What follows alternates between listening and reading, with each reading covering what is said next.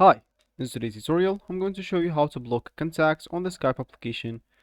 So first of all, of course, if you have the Skype application already downloaded on your PC, you'll need to go and open it up.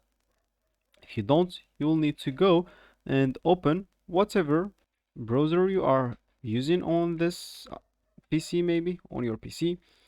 Once you open this, go to the URL section and type download Skype application. And once you do that, hit the first link and start downloading the application. Of course, this will be pretty simple and easy. You must have been downloading something on your PC before, so this will be the same. And once you did one of those options, or sorry, once you download it, you will need to go and install it and open it up. And when you open it up, they will ask you to log in into your account. And of course, if you don't have an account, you will need to go and create one. You will have an option to do that from there. And now, once you did one of those options, you will find yourself here with this homepage or with this main screen.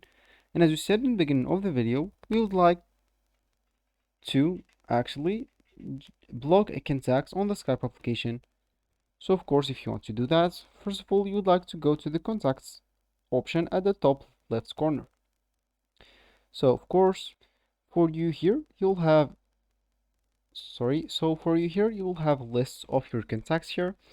For me, I don't have any contacts in this account, but of course I can show you with this echo and sound test servers. So let's pretend that is your account, that's a contact that you want to block. Simply just go on the right click on it, then click add view profile.